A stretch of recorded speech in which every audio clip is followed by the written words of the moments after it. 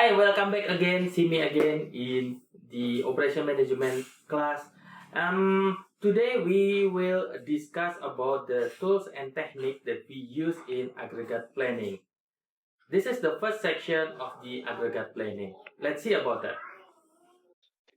Let's talk and discuss about the aggregate planning, that is continuation of the forecasting process that we already discussed before. When we discuss about the planning time horizon, we can divide it into short range plan, which is up to 3 months. This is used for job assignment, ordering, job scheduling, dispatching, overtime, part-time help, and so on. And the intermediate plan is 3 to 18 months. We call this one an intermediate plan.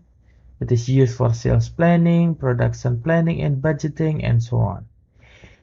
And also long range plan, which is over than 1 year or 18 more than 18 months.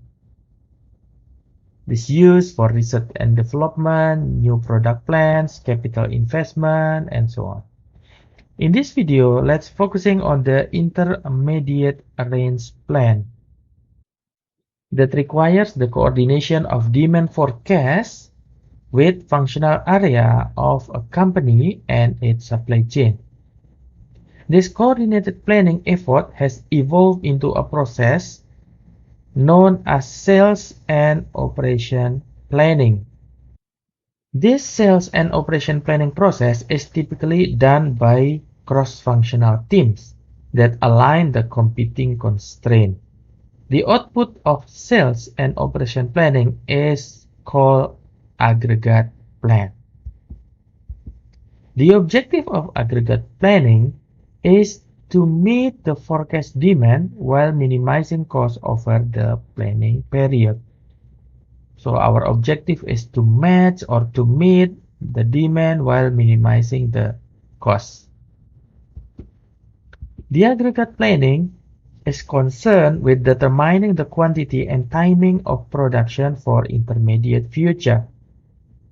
This planning uses information regarding families or product line rather than individual product with the objective of minimizing costs over the planning period by adjusting the following variables: production rate, labor level, inventory level, overtime work, subcontracting rates, and maybe there is another variable that we can use. Aggregate planning in this situation combines appropriate resources into general use, emphasizing flexible use of the resource. And obviously, this is part of the larger production process, starting from product development, forecasting until executing the production through scheduling. Since the process planning is conducted in family of the product, breaking down into greater detail is necessary. This process is called disaggregation. To be effectively executed, aggregate planning needs several inputs such as logical unit for measuring sales and output, forecast of demand for a reasonable intermediate planning period, method to determine relevant costs, and model that combine forecast and cost so scheduling decision can be made for the planning period. The result of this disaggregation process is called master production schedule. When generating an aggregate plan, the operation manager should answer the following question as a part, of course, of the strategy. Should the inventory be used to absorb demand during the planning period?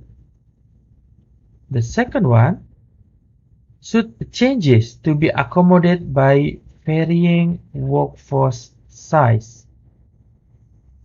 Number 3, should part-timer in this case, overtime or idle time is used to absorb the changes. Number 4 is, should subcontract be used on fluctuating order so a stable workforce can be maintained? And lastly, number 5, should price or other factor is used to influence the demand so that we can match the demand with our capability in production. Thank you so much for joining me discuss about the aggregate planning definition until the several strategy used in aggregate planning. See you again in the next video. Thank you so much for joining me in Learning Operation Management. See you again in the next video.